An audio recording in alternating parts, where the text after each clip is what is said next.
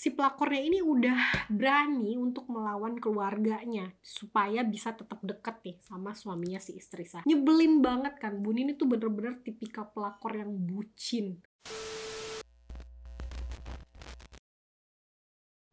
Bener ya Bun, kalau misalkan kita ngomongin masalah pernikahan, ini tuh nggak cuma tentang suami dan istri aja, tapi ini tuh melibatkan anak-anak mereka. Dan yang paling pasti ini melibatkan keluarga besar, baik itu keluarga dari pihak suami ataupun dari pihak istri. Jadi rugi banget ya bagi seseorang yang berselingkuh dari pasangannya setelah mereka melakukan hubungan pernikahan. Nah, ada pertanyaan yang aku tanyain sama narasumber aku yang membuat aku bertanya-tanya, bagaimana sih cara dia melewati hari-hari setelah setahun diselingkuhi oleh suaminya. Bahkan kan sekarang, walaupun dia tidak memberikan keputusan yang jelas antara bertahan atau bercerai, tapi buktinya dia memilih untuk bertahan dan masih serumah dengan suaminya. Aku akhirnya bertanya nih sama si istri, gimana perasaan kamu sekarang? Tinggal serumah dengan seorang suami yang pernah menyelingkuhi dia atau mungkin sekarang juga masih berselingkuh? Dan seperti biasa ya, dengan tegas, jelas, dan menurutku tegar ya, si istri saya ini menjelaskan bahwa perasaan aku sekarang itu Vi udah berubah lah, udah beda banget sama dulu. Karena yang aku rasain sekarang, aku menjalani hubungan rumah tangga udah gak ada lagi rasa kepercayaan di antara kami. Aku ngerasa banyak banget hal berubah, termasuk diri aku sendiri. Setiap hari aku berjalan dengan rasa khawatir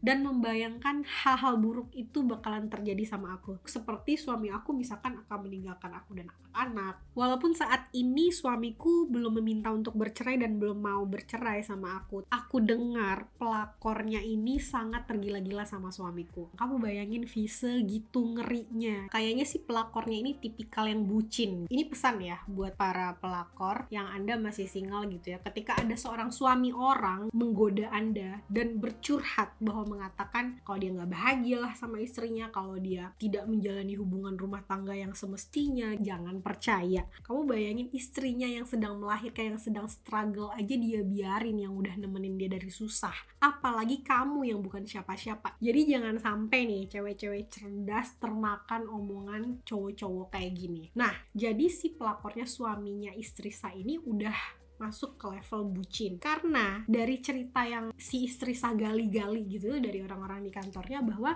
si pelakornya ini udah berani untuk melawan keluarganya supaya bisa tetap deket nih sama suaminya si istri sah. Nyebelin banget kan, Bun ini tuh bener-bener tipikal pelakor yang bucin, yang udah kalau kita bilang tuh urat malunya tuh udah putus. Terus aku tanya lagi nih, sekarang gimana perasaan kamu sama suami kamu? Aku bilang kayak gitu setelah semua ini terjadi. Dia bilang setelah kejadian ini perasaan aku sama suami aku tuh mungkin ya cuman 10-20% yang tadinya dari 100%. Karena ketika kepercayaan kita dikhianati, udah gak tahu lagi apa omongan dia yang harus aku percaya. Kadang dia ngomong A, faktanya B. Jadi menurutku dia itu udah kayak suka bohong, bermuka dua. Dan itulah rumah tangga yang aku jalani. Dan tentunya dia bilang aku gak punya kuasa mengontrol suamiku di luar rumah. Kalau dia bilang sama aku, enggak, aku gak akan ketemu lagi sama dia, enggak, aku udah putus sama dia, enggak, aku gak akan mengulangi perselingkuhan lagi sama dia. Tapi ketika di luar rumah dia jalan sama pelakor itu, aku gak tahu. Kita kan punya kegiatan masing-masing ya kan. Di rumah si istrinya bertanggung jawab terhadap urusan rumah tangga, sedangkan si suami bekerja di luar. So aku penasaran sama apa sih kiat-kiat yang dilakukan oleh si istri yang memilih untuk bertahan sementara ini. Dia bilang, aku berusaha untuk membuat suamiku nyaman di rumah